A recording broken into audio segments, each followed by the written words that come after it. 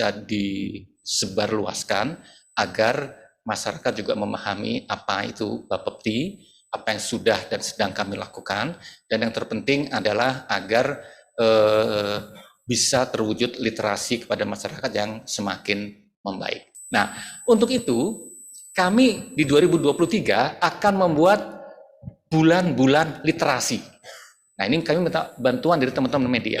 Februari kami ingin canangkan sebagai bulan literasi kripto. Saya akan minta tolong ke Mas Manda dengan asosiasinya agar di bulan Februari setiap hari ada cerita tentang kripto kepada masyarakat, sehingga masyarakat itu lebih aware lagi, tidak sekedar ikut-ikutan.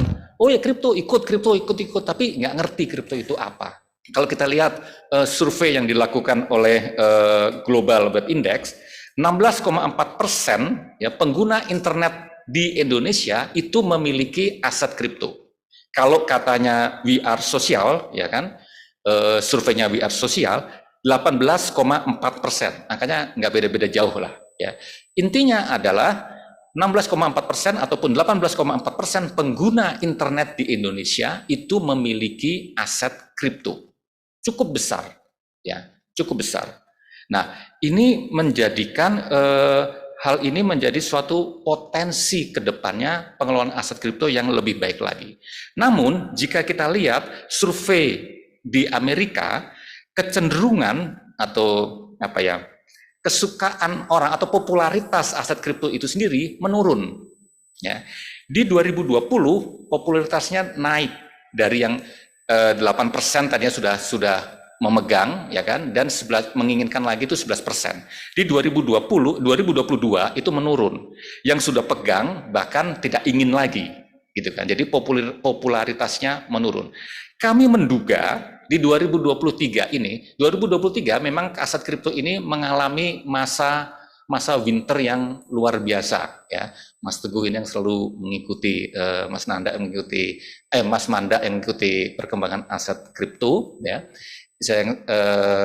Beliau suka ngobrol dengan saya. Tampaknya ini 2023 winter ini nggak selesai, ya, winter ini nggak selesai.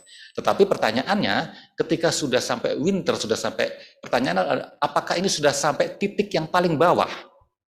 Kalau ini sudah sampai titik paling bawah kan nggak bisa turun lagi, gitu kan? Nah, ini tampaknya masih mendekati titik yang paling bawah. Artinya 2023 tampaknya walaupun tidak semakin memburuk, tetapi untuk rebound ini juga masih belum sepenuhnya. Ya, kalau kita lihat survei-survei ini tadi, ya. Kalau tadi Selios mengatakan kripto adalah 3 besar orang untuk berinvestasi, ya kan? Tetapi kecenderungan popularitasnya ini semakin menurun.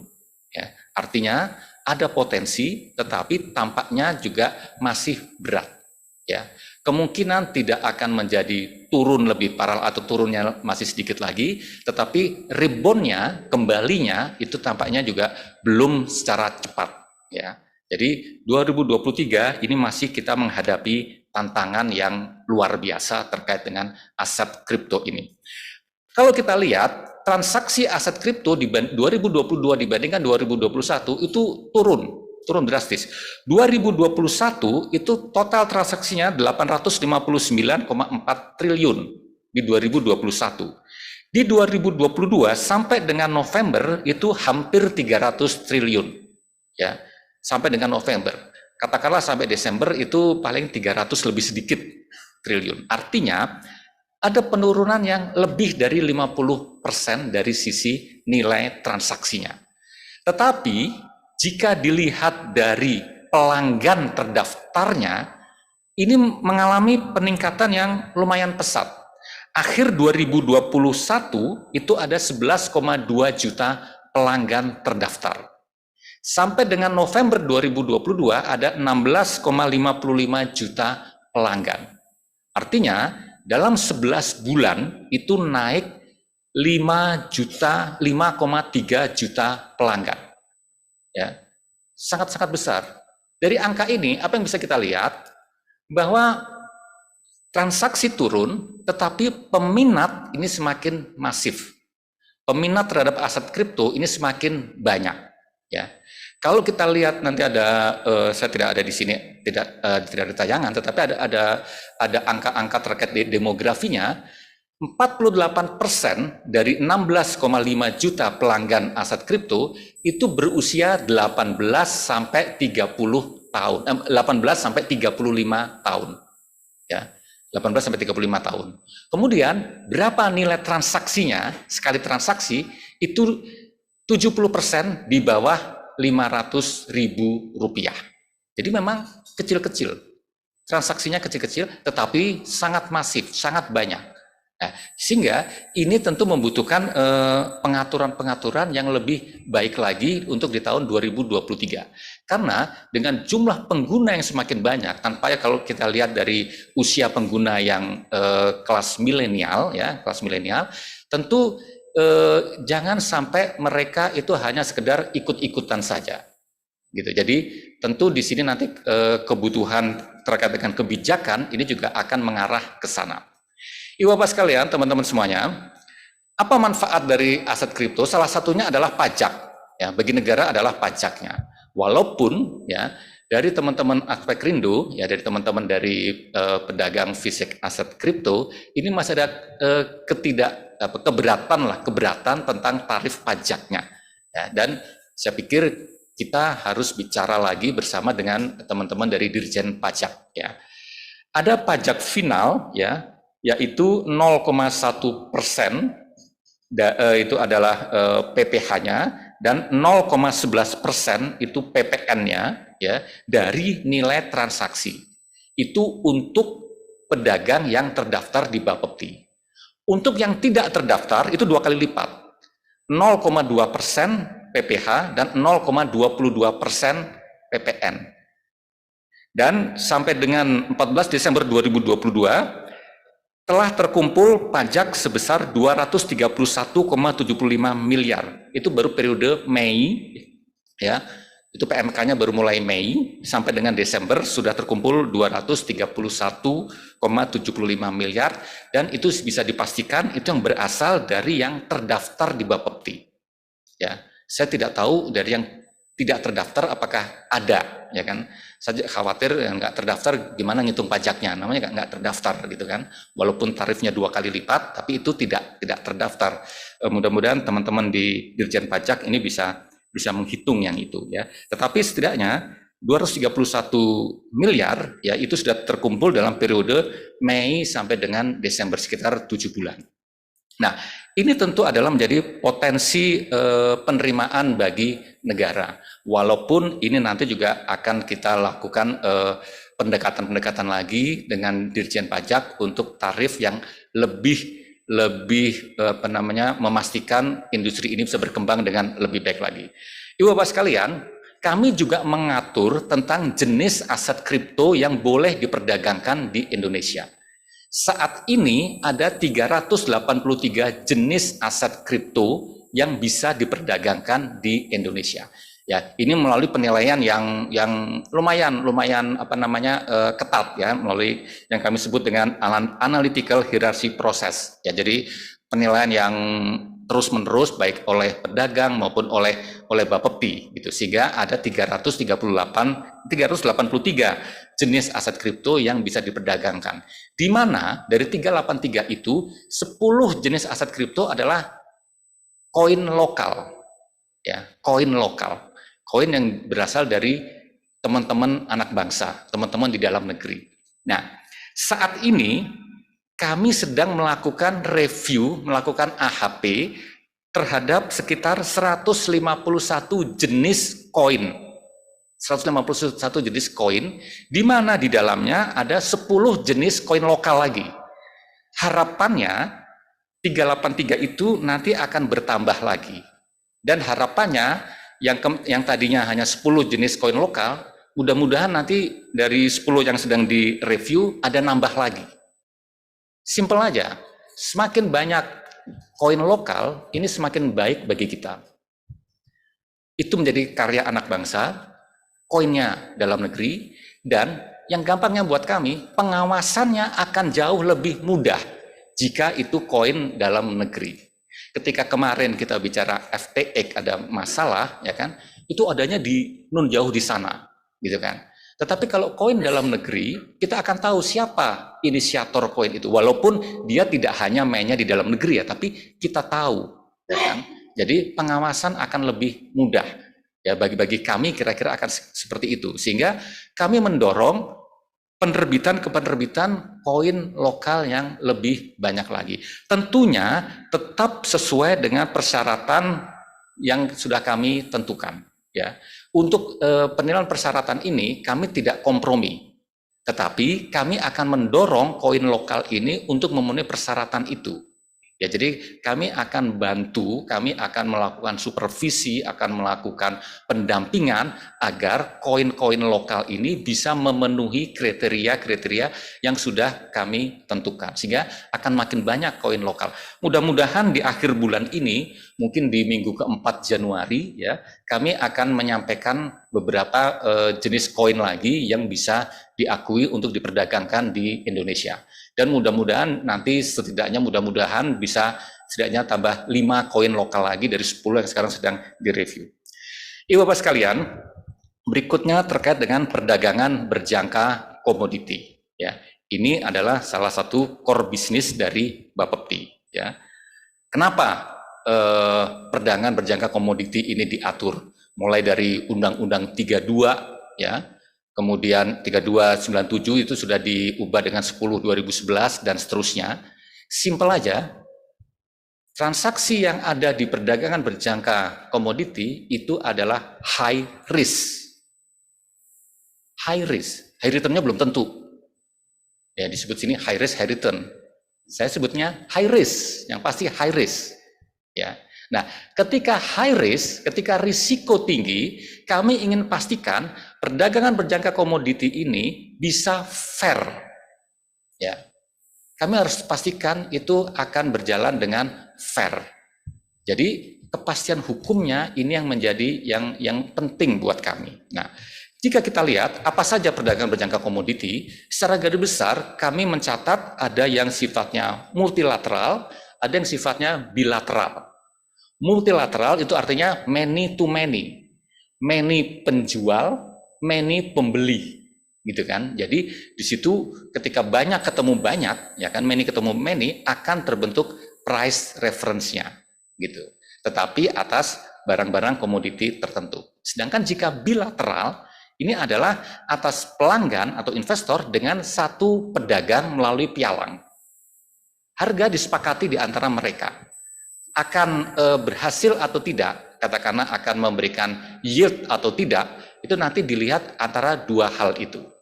Jadi sering disebut juga kalau yang bilateral ini adalah sistem perdagangan alternatif atau SPA atau out the counter, ya kan, OTC, ya. Artinya di situ tidak melalui bursa, tetapi bursa hanya mencatat. Bukan sama sekali tidak melalui bursa, dia transaksinya tidak melalui bursa, tapi bursa hanya mencatat. Kalau multilateral tadi, transaksinya semua melalui bursa. Jadi, many pembeli menyediakan barang di bursa, many penjual, ya, penjual itu penjual menyediakan barang di bursa, pembeli mencari barang itu di bursa. Jadi, many to many, ketemu itu semua di bursa. Nanti settlement-nya melalui clearing berjangka, ada KBI dan ada ICH, kemudian nanti penyerahannya bisa tunda waktu dan sebagainya, ya, atau penyerahan fisik juga memungkinkan, gitu. Jadi antara multi maupun bilateral ini memang berjalan, dan kebijakan kami saat ini adalah kami ingin mendorong justru yang multilateral, karena nyatanya saat ini sekitar 90% perdagangan berjangka komoditi ini ada di bilateralnya, ada di SPA-nya. Nah, ini yang tidak bisa, sampai saat ini tidak bisa membentuk price reference. Hanya hampir 10% saja yang multilateral. Nah, ini tidak mampu untuk menjadikan price reference untuk komoditi-komoditi di Indonesia. Nah, inilah yang ingin kami perbaiki di 2023. Arah kebijakan kami di 2023 adalah mendorong ke multi. Bukan berarti yang bilateralnya diturunkan, tidak. Silakan saja tingkat bilateral seperti itu, tapi multinya akan naik sehingga porsinya akan semakin seimbang. Kami menargetkan di 2023 ini setidaknya adalah 50-50. 50 multi, 50 bilateral. Target kami adalah seperti itu. Kami akan mendorong itu melalui bursa, melalui pialang, pedagang, dan sebagainya. Dan kami akan mereview semua rencana kerja dari pedagang, pialang, dan bursa agar mencapai 50-50. Begitu. Ya, jadi harapannya tentu ini nanti tadi arah kami sesuai dengan Undang-Undang 3297, kami harus membentuk price reference. Nah, jadi arahnya adalah ke sana. Karena kalau bilateral kita tidak akan pernah mampu menjadikan price reference komoditi tertentu. Ya. Dan saat ini kita memiliki 2 bursa berjangka, ya, yaitu BBC Bursa Berjangka Jakarta dan ICDX Indonesia Commodity Derivative Exchange. Kita juga memiliki 2 lembaga clearing, yaitu PT Clearing Berjangka Indonesia dan Indonesia Clearing House. Jadi ada KBI dan ada ICH. Ada 11 bank penyimpan margin. Saya apresiasi kepada Ibu Bapak dari bank penyimpan margin. Mohon maaf tadi kelupaan untuk disebutkan. Ada 67 pialang berjangka dan ada 120 pedagang berjangka. Nah, jadi ekosistemnya ini sudah ada, tetapi ekosistem ini akan kami perbaiki, terutama terkait dengan mekanisme kerjanya, agar mampu mendorong price reference. Ya, agar mampu mendorong price reference. Karena itu adalah perintah dari Undang-Undang 3297 yang sudah diamandemen dengan Undang-Undang 10/2011. Perintahnya adalah itu, dan saat ini kami belum berhasil mewujudkan itu. Jadi kami akan berupaya ke sana. Komoditinya apa saja? Kami belum tahu, tapi bayangan kami adalah ada beberapa pilihan. Ada CPO tadi saya sebutkan, ada karet, ada kopra, ada kopi. Kami akan coba yang paling mudah dulu. Yang maksud paling mudah begini, kalau ada quick win, itu akan membuat kami semangat sehingga akan mencari komoditi nomor 2 dan seterusnya. Gitu. Jadi yang kami kerjakan tentu yang kira-kira akan lebih mudah dulu lah, ya akan lebih mudah dulu dan seterusnya akan ke sana.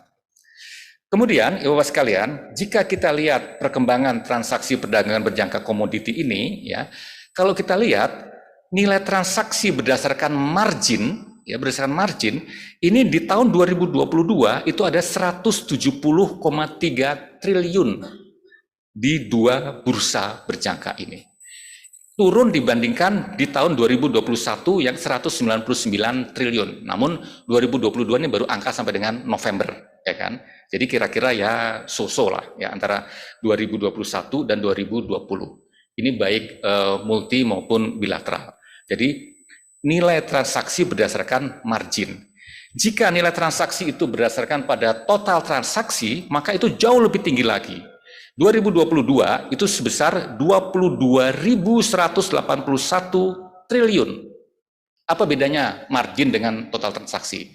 Anggaplah begini, saya makelar rumah, ya, saya perantara rumah, saya menjualkan rumah senilai 5 miliar misalnya.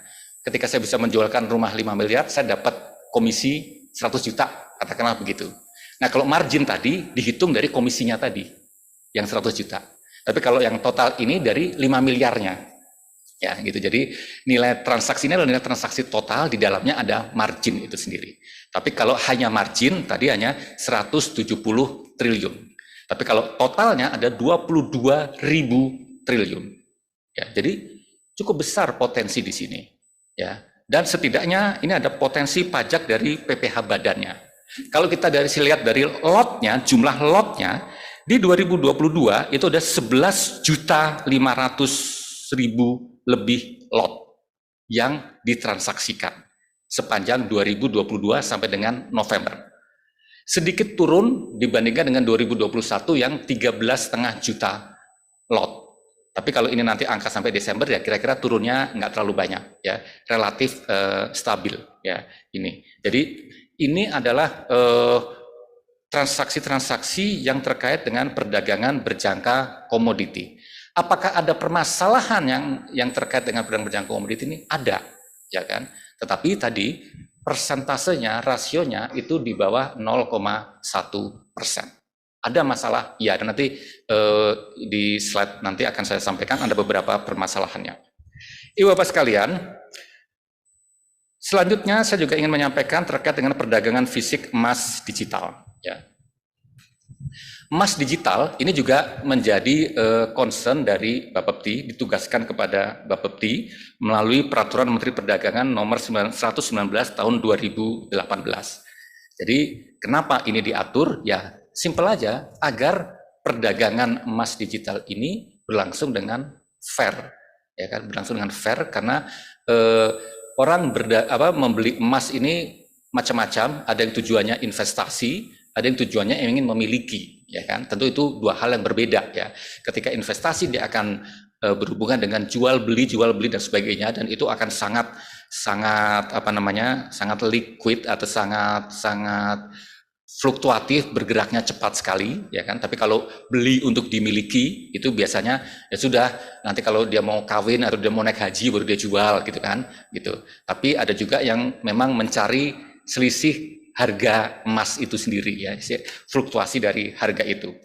Kelembagaan perdagangan emas digital ini tetap menggunakan bursa yang ada, yaitu BBJ dan BKDI, kemudian juga clearingnya juga sama. Nah, perantaranya hanya ada satu perusahaan dan hanya ada 4 pedagang fisik emas digital.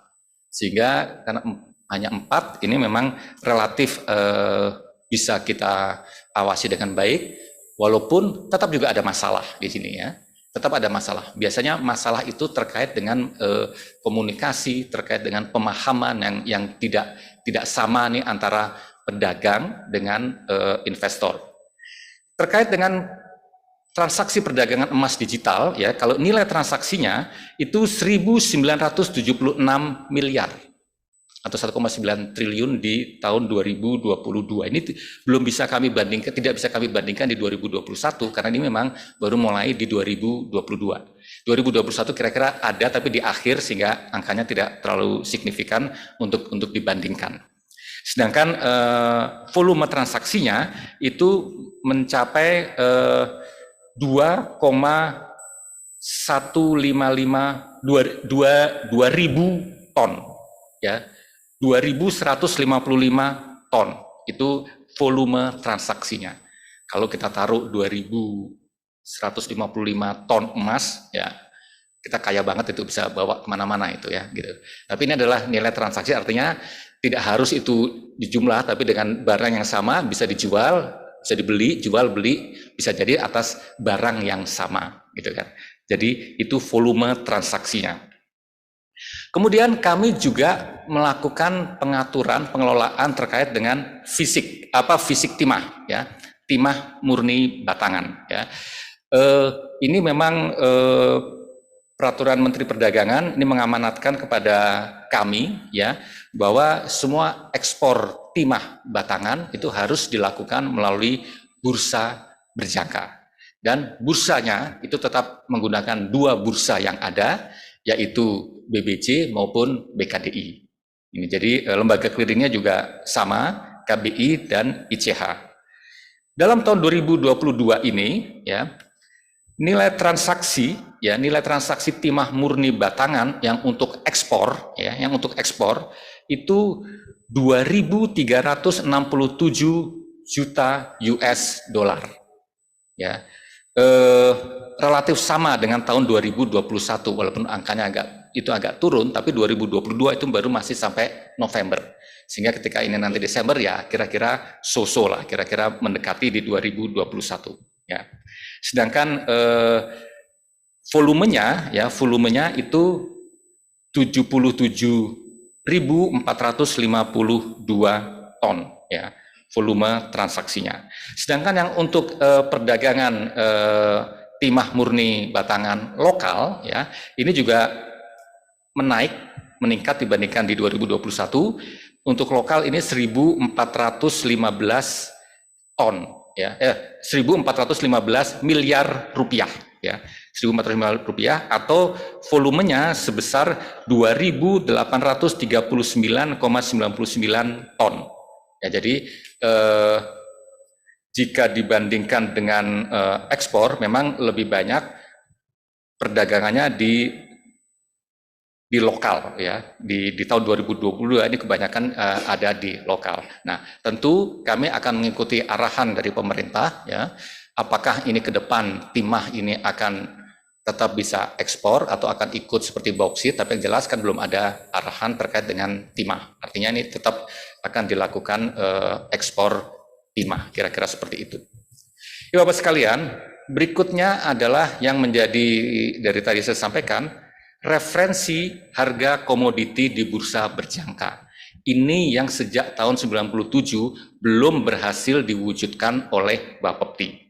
Ya, gitu. Jadi tadi saya sampaikan, Indonesia merupakan salah satu negara penghasil komoditi terbesar dunia. Sebutlah CPO, karet, kopra, coklat, misalnya kopi, ya kan? Tetapi kita belum punya bursa itu. Apa sih keuntungannya bursa?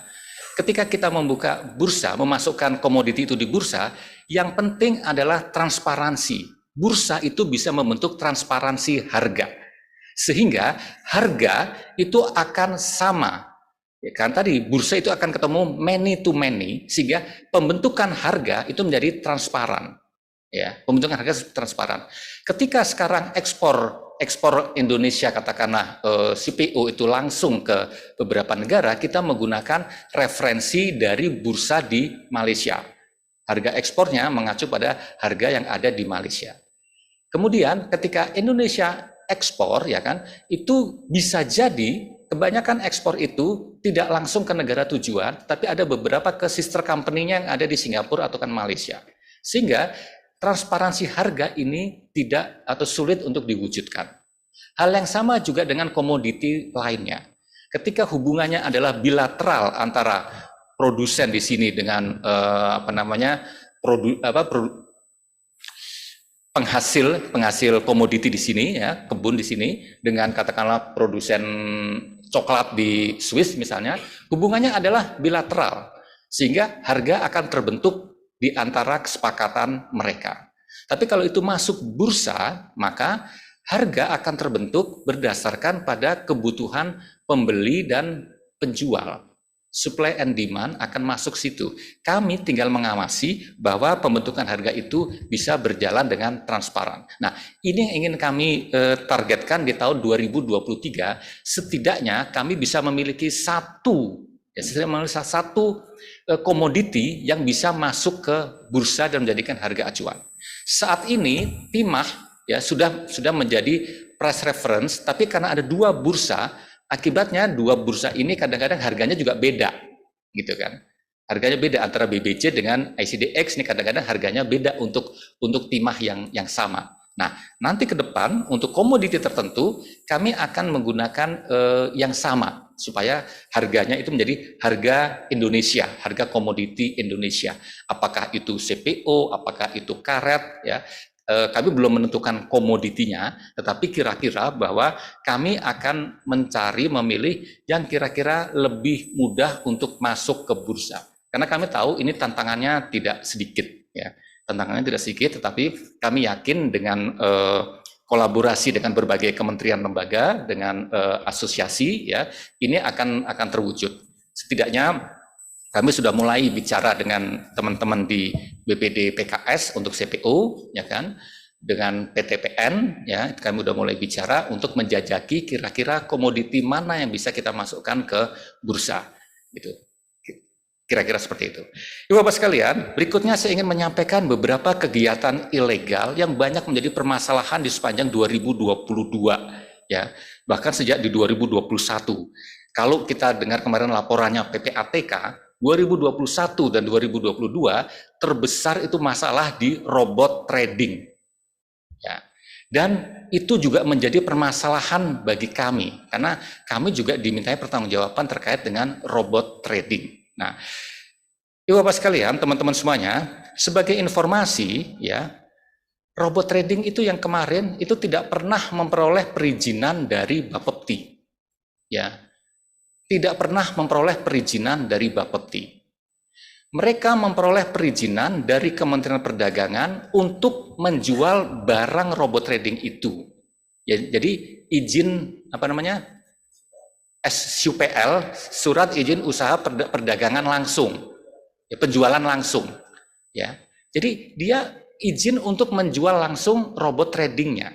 Tetapi robot trading untuk masuk ke ranah PBK tentu harus memenuhi kriteria-kriteria perdagangan berjangka komoditi. Di mana kriteria-kriteria itu tidak termasuk menggunakan robot trading, ya, tidak menggunakan pihak ketiga, tapi yang bersangkutan langsung bertransaksi berhubungan dengan pialang maupun pedagang. Nah, yang terjadi kemarin, robot trading itu kebanyakan adalah mekanisme penghimpunan dana dari masyarakat dikumpulkan di satu orang, yang kemudian dia mengatakan, nanti saya akan transaksi dengan robot trading, yang dijamin pasti untung. Dijamin pasti untung itu sudah menjadi suatu kesalahan. Tidak ada investasi yang menjamin pasti untung. Tidak ada. Begitu juga, ini kan robot. Robot itu pasti pinter. Saya menganalogkan begini. Siapa yang belum pernah menggunakan Google Map? Yang paling sering kita pakai itu kan Google Map. Jadi sekian kali pakai Google Map, berapa kali nyasar? Padahal udah pakai Google Map, ya kan? Tidak menjamin, dengan mesin itu tidak akan menjamin pasti untung, ya. Jadi transaksi investasi ataupun apapun alasannya itu tetap kami minta orang per orang atau investor yang bersangkutan untuk melakukan sendiri transaksi itu. Bahkan kami melarang marketing dari pialang itu untuk mentransaksikan, itu jelas dilarang, tidak boleh, gitu. Nah, yang terjadi kemarin adalah ada orang, ya, atau pihak yang mengatakan saya punya robot trading yang pasti menang gitu loh, pasti bagus dalam bertransaksi. Tetapi dia tidak memiliki izin transaksi untuk perdagangan berjangka komoditi. Dia juga tidak punya izin untuk menghimpun dana dari masyarakat. Ya. Izin untuk bertransaksi melalui PBK itu jelas dari Bapepti dan mereka tidak memiliki izin itu. Sehingga ketika kemarin masyarakat merasa dirugikan, kami mengarahkan bahwa itu menjadi ranah kepolisian, bukan ranah di perdagangan berjangka komoditi, bukan ranah di Bapepti. Cukup banyak. Dan kalau kita lihat, itu kebanyakan transaksi itu mulai 2020 ketika kita masuk di masa pandemi COVID. Ya, jadi sambil di rumah nggak ada yang dikerjakan, mainlah itu.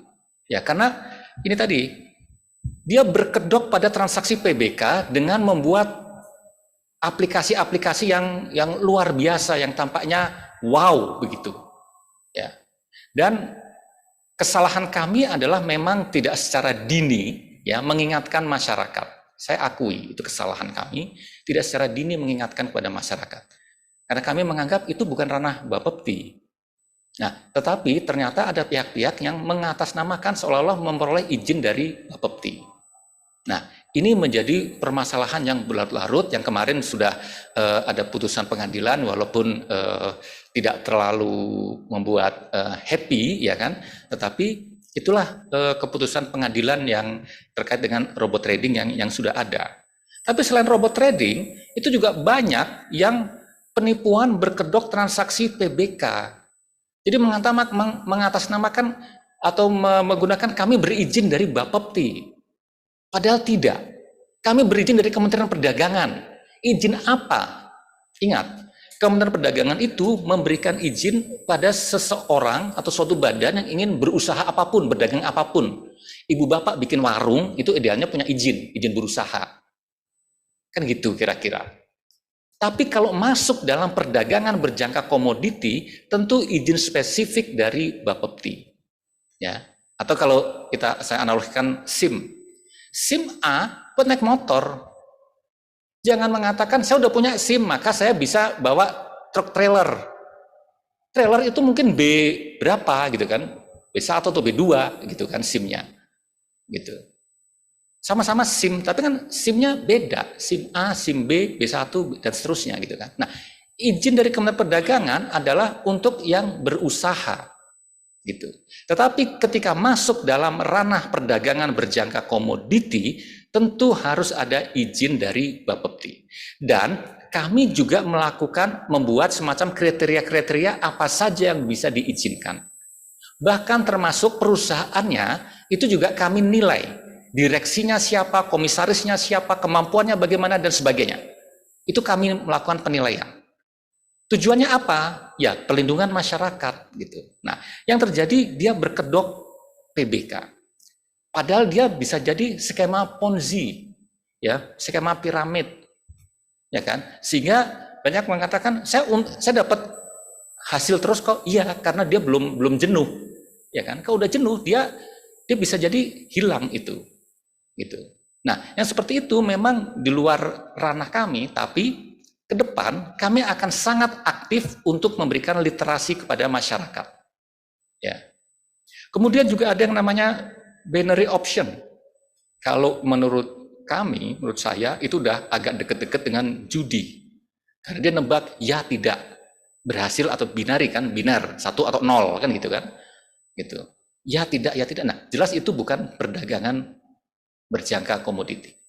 Ada lagi, ini yang di bawah ini, dia masuk dalam perdagangan berjangka komoditi, tetapi dengan cara yang salah. Jadi begini, ada satu orang mengumpulkan uang dari masyarakat, gitu kan?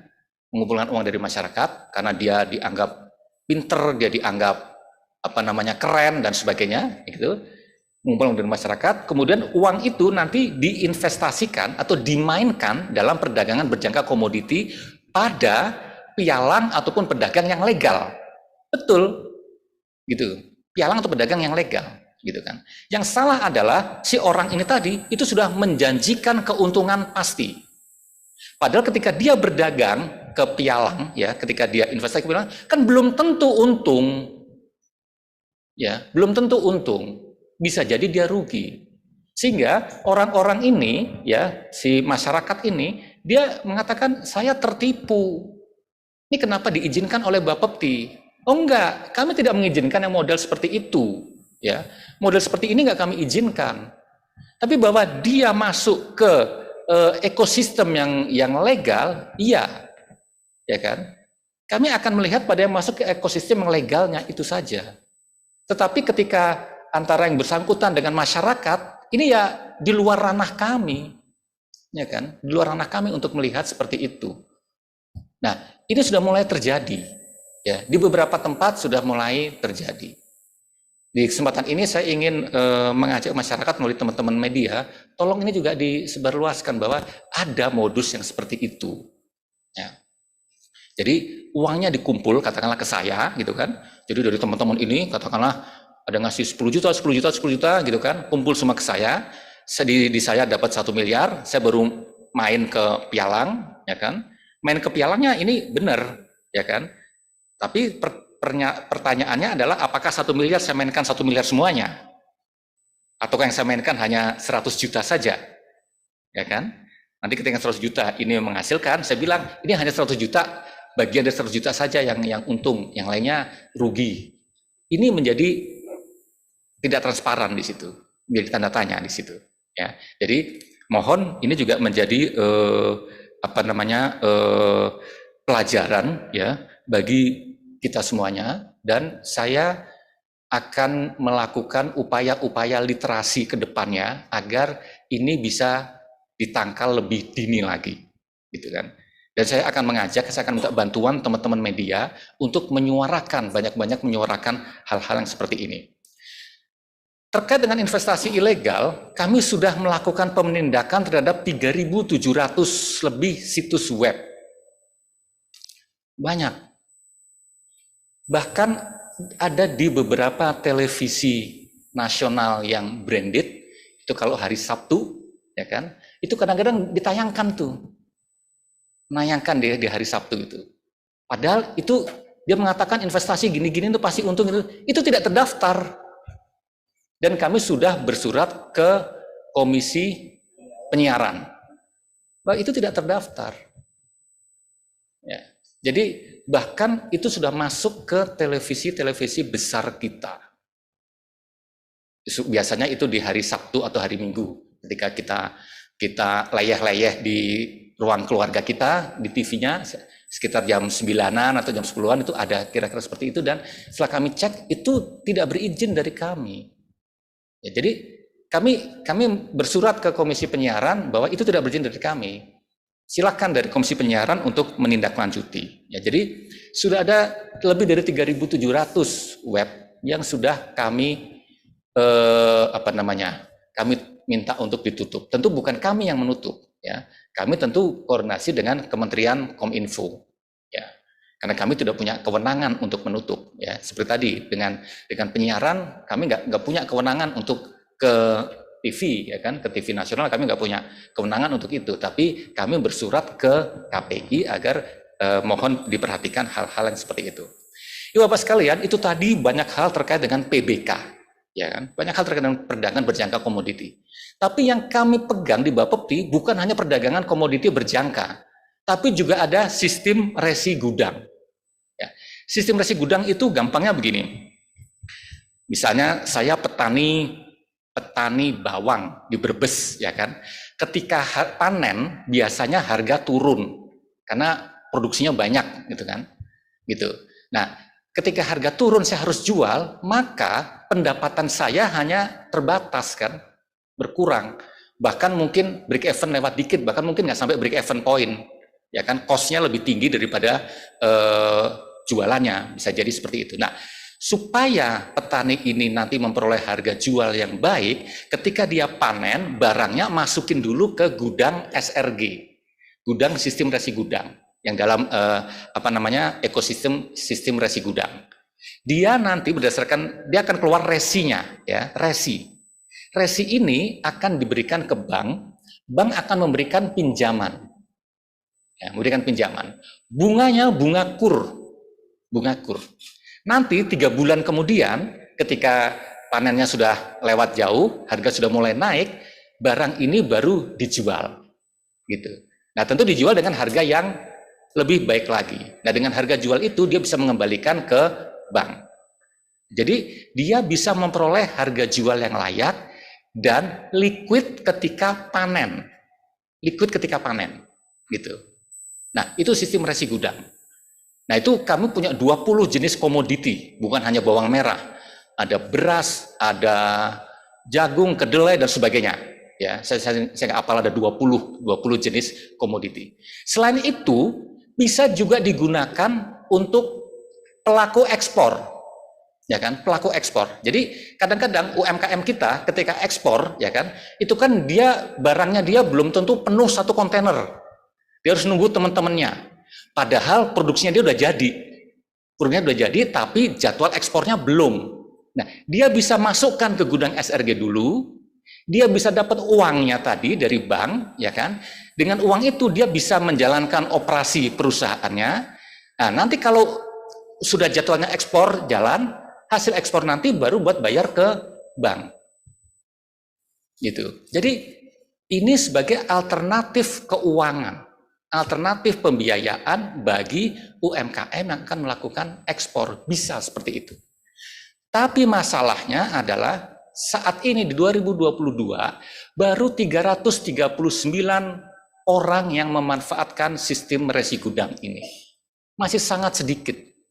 Nah, ini akan kami explore lagi, lebih jauh lagi, lebih heboh lagi, dan kami minta bantuan teman-teman semuanya agar ada loh alternatif pembiayaan SRG, sistem resi gudang. Bisa bagi petani untuk meningkatkan NTP-nya, NTP itu nilai tukar petani, bisa juga untuk eksportir UMKM. UMKM kan isunya adalah keterbatasan financing-nya, ya kan? Jadi ketika dia sudah selesai produksi tapi belum sempat ekspor, dia akan terhambat itu. Uangnya akan stuck di situ. Nah, untuk membantu itu, dia bisa taruh barangnya itu di gudang, resi gudang itu, dia akan memperoleh pembiayaan dari bank. Bunganya bunga kur, karena itu sudah disubsidi oleh Menteri Keuangan. Selain itu, kami juga mengelola yang disebut dengan pasar lelang komoditas. Nah, bedanya dengan yang tadi ada di bursa, kalau ini adalah pasar lelang di tiap-tiap daerah. Dan di sini pengelolanya adalah dinas-dinas yang ada di kabupaten, kota maupun provinsi. Tentu untuk barang-barang komoditi yang ada di daerah itu. Tujuannya apa? Harga, pembentukan harga juga, tetapi terjadi secara lokal. Kalau tadi bursa kan kita bicara nasionalnya, nah kalau ini lokalnya. Jadi misalnya di Banjarmasin gitu kan, itu di sana ada komoditi apa gitu kan, nah itu harga di sana kira-kira seperti itu. Atau misalnya kopi sekarang sudah mulai terbentuk, kopi kalau di daerah ini harganya sekian, kopi kalau di lelang daerah ini harganya sekian dan sebagainya. Nah, sama seperti SRG, ini juga belum banyak yang memanfaatkan. Ya, sehingga pembentukan harga yang lebih transparan ini belum bisa terbentuk dengan baik. Ibu Bapak sekalian, untuk tadi masalah modus-modus ilegal tadi, kami mengefektifkan call center Bapepti, ya, yang kami sebut dengan LINI. Ya, ini baru tahun kemarin sekitar bulan Mei ya kalau nggak salah ya. 2022 kan, tahun 2022 tahun kemarin kan. Sekitar bulan Mei kalau nggak salah ya, Mei atau Juni ya, Mei atau Juni itu baru diresmikan oleh Pak Wakil Menteri LINI Bapepti. Di sini kami menyediakan informasi supaya masyarakat tidak tersesat. Ya. Jadi di sini ada informasi terkait dengan mana saja pialang pedagang yang berizin, kemudian bentuknya seperti apa dan sebagainya. Bahkan konsultasi pun oke. Bahkan kalau ada permasalahan juga bisa diadukan ke LINI Bapepti ini. Kami akan berupaya untuk memperbaiki terus-menerus website kami ini, web pengaduan ini, supaya lebih memudahkan ke masyarakat. Jadi kalau dulu itu kalau mau nyari, ya itu harus lihat daftarnya satu-satu. Kalau sekarang sudah bisa langsung cek, ya pencarian secara cepat sudah bisa, ya kan. Nah, saya masih belum puas. Ini harus bisa lebih bagus lagi. Tampilannya lebih bagus lagi. Kalau perlu, ini nanti akan kami taruh di Google Play, misalnya kayak gitu. Sehingga masyarakat dimanapun nggak harus menghubungi ini, tapi bisa mainkan melihat dari sini, gitu. Nah, ini akan kami perbaiki terus-terusan. Mudah-mudahan di semester 1 2023 ini kami sudah bisa memperbaiki LINI Bapepti ini dengan lebih baik lagi. Ibu Bapak sekalian, kami tidak bekerja sendiri, ya. Terkait dengan penanganan masalah ilegal dan sebagainya, kami tidak bekerja sendiri. Kami juga berupaya menjadi salah satu tim di negara kita di Indonesia dalam rangka FATF, Financial Action Task Force, itu adalah rezim anti pencucian uang. Ya, jadi di situ dipimpin oleh Menko Polhukam, kemudian anggotanya ada Kementerian Dalam Negeri, Kepolisian, PPATK dan sebagainya termasuk kami. Ya. Jadi intinya adalah kami berupaya untuk mendorong atau memastikan bahwa semua transaksi yang ada di Bapepti itu bebas dari rezim pencucian uang. Ya, kami ingin memastikan seperti itu. Dan kami tidak bekerja sendiri. Kami bekerja sama juga dengan KPK.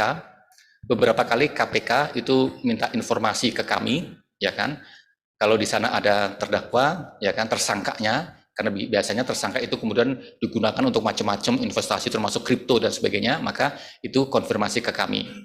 Kemudian BSSN, Badan Cyber dan Sandi Negara, untuk memastikan semua aplikasi, semua platform, baik itu tadi kripto atau yang perdagangan berjangka komoditi, itu bisa fair, ya kan. Walaupun kadang-kadang kami ketinggalan kereta, tapi nggak sampai ketinggalan kereta sepenuhnya gitu lah. Mungkin gerbong satu udah keburu lewat, tapi kami udah bisa segera untuk menindaklanjuti. Karena kami kerjasama dengan BSSN. Juga dengan Bareskrim, ya kan, Bareskrim Polri, kami untuk kasus-kasus yang di luar ranah PBK, Perdagangan Berjangka Komoditi, tentu ini kami serahkan ke Kepolisian Republik Indonesia. Bahkan beberapa dari permasalahan yang ada di Bareskrim juga dimintakan ke kami. Dengan PPATK tentu saja, ya, anti pencucian uang, otomatis kami juga dengan PPATK. Dengan Google Indonesia, termasuk untuk memblokir situs-situs yang tidak semestinya. Dan yang baru kemarin kami lakukan adalah dengan Ditjen Dukcapil. Ini untuk memastikan semua pelaku di perdagangan berjangka komoditi ini bisa recognize, ya, KYC-nya atau knowing your customer-nya itu bisa berjalan dengan baik, ya. Ini adalah kontribusinya termasuk untuk ke anti pencucian uang tadi. Jadi semua transaksi atau semua pelaku usaha yang ada di Bapepti, ya, di 2023 ini akan lebih transparan, akan lebih kelihatan, gitu. Bapak sekalian, selanjutnya beberapa regulatory di 2023, ya, selain tadi untuk memastikan tindak lanjut Undang-Undang P2SK, ya, kemudian juga kami memastikan untuk membuat kebijakan yang memastikan adanya mitigasi risiko, baik terkait dengan kripto, PBK, SRG dan sebagainya. Apakah SRG ada fraudnya? Ada, karena ada juga barang yang sudah masuk ke gudang SRG yang harusnya nanti bisa diambilnya setelah jatuh tempo, diambil duluan, dijual duluan, gitu. Nah, ini tentu kami juga harus mengawasi praktek-praktek yang seperti itu, ya, gitu. Kemudian kami juga akan mendorong penerbitan koin lokal, termasuk kebijakan sandbox-nya, ya. Jadi harapannya di akhir bulan ini mudah-mudahan bisa koin lokal bisa bertambah. Yang sekarang sudah 10, mudah-mudahan bisa bertambah karena saat ini sudah ada 15 koin lokal yang mendaftar. Maksudnya dari 15 satu pun nggak ada sih, gitu kan. Mudah-mudahan seenggak-enggaknya ada lah, gitu.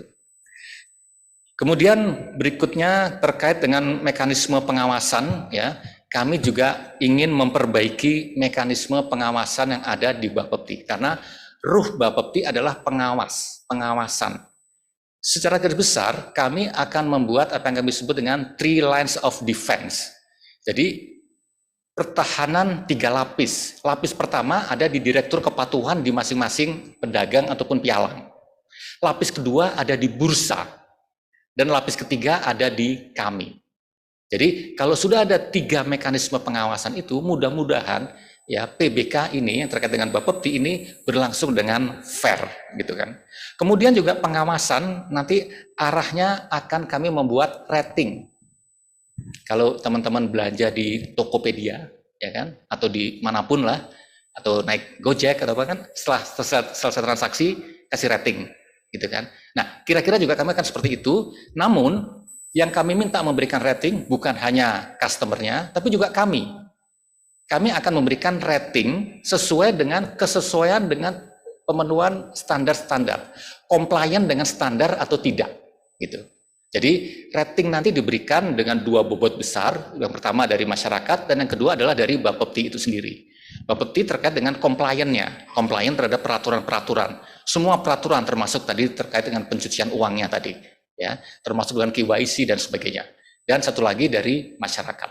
Nah, itu nanti akan kita gabung, kita akan bikin ratingnya. Dengan rating itu masyarakat akan lebih dimudahkan mau bertransaksi dengan siapa, gitu, ya. Jadi kami memberikan rambu-rambunya. Silahkan masyarakat yang nanti akan memilih. Dan kami juga akan melakukan memperkuat mekanisme literasi, gitu. Ya, Bapak sekalian, 2023 memang kita akui tampaknya tahun yang tidak mudah. Konflik Ukraine Rusia belum selesai. Kemudian ada super cycle komoditi yang kemarin itu sudah berjalan, nanti belum tentu kebutuhan komoditi juga akan berkontribusi kepada inflasi.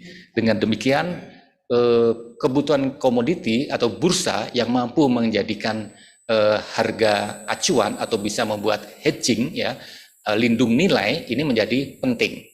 Dan itulah peran dari kita bersama. Crypto winter diprediksi belum berakhir, ya kan? Tetapi diprediksi 2023 menjadi waktu pemulihan menjelang rebound. Apa istilahnya? Halving disebutkan. Ya, saya tidak terlalu ini dengan istilah itu, tapi bayangan saya 2023 ini masih belum pulih, tapi menjelang ini adalah pemulihannya, ya kan? Kemudian harga emas berpeluang naik di 2023, tentu ini juga akan menjadi PR bagi kami untuk memastikan bahwa itu berjalan dengan baik. Terakhir, Ibu Bapak sekalian, untuk memperkuat literasi terkait dengan Bapepti, ya, kami ingin pastikan 2L. Ya. Kami tidak jemu-jemu untuk menyampaikan 2L. Teman-teman yang akan, masyarakat yang akan berinvestasi di perdagangan berjangka komoditi, kripto, dan sebagainya, selalu harus ingat bahwa ini adalah high risk. Ketika high risk, maka pastikan 2L, legal dan logisnya. Ya, legal dan logisnya.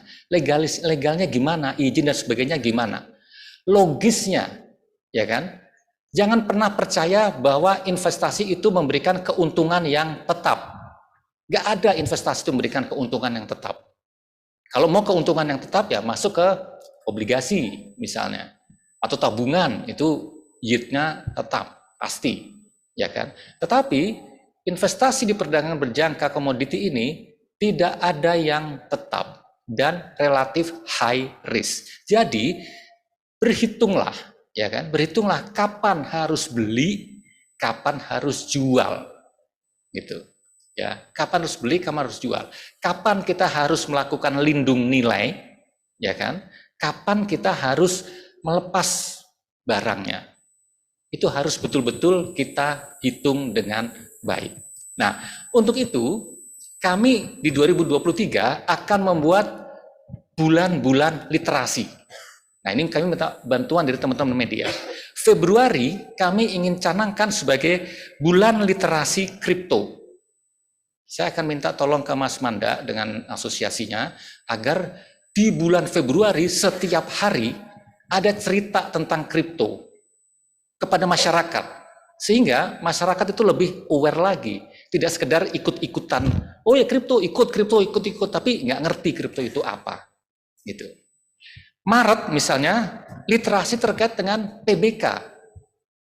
Nah, nanti saya minta tolong, Pak Udi dan teman-teman, tiap hari di bulan Maret kita bikin cerita acara terkait dengan PBK, gitu. Supaya apa? Masyarakat aware, masyarakat bisa tahu gitu loh. Ini risiko, ini ada risiko, gitu kan. Bahwa di balik risiko ada return, iyalah. Tetapi jangan lihat returnnya dulu, risknya dulu, gitu loh. Ya, gitu. Kemudian nanti di bulan April kaitannya dengan SRG dan PLK. Nah, ini akan terus, kami akan lakukan 2 atau 3 putaran di tahun 2023 ini. Seenggaknya bisa, kalau bisa 2 setidaknya, tapi kalau bisa 3 itu lebih baik. Ya, nanti setelah berjalan 1 putaran kita akan evaluasi lagi, kita akan kapan kita lakukan kembali. Harapannya adalah masyarakat akan lebih aware, lebih perhatian ya terkait dengan perdagangan berjangka komoditi ini. Ada yang belum dimanfaatkan oleh masyarakat, tadi SRG itu belum banyak dimanfaatkan, PLK belum banyak dimanfaatkan, tapi juga sudah banyak yang memanfaatkan dan kejeblos, robot trading misalnya, itu sudah banyak yang kejeblos. Nah, ini akan tidak putus-putus akan kami berikan literasi. Kira-kira demikian, Ibu Bapak sekalian, yang bisa saya sampaikan. Saya mengucapkan terima kasih atas perhatiannya, dan untuk teman-teman media kami sangat berharap bahwa ini bisa disebarluaskan agar masyarakat juga memahami apa itu Bapepti, apa yang sudah dan sedang kami lakukan, dan yang terpenting adalah agar bisa terwujud literasi kepada masyarakat yang semakin membaik. Terima kasih. Billahi taufiq wal hidayah. Wassalamualaikum warahmatullahi wabarakatuh.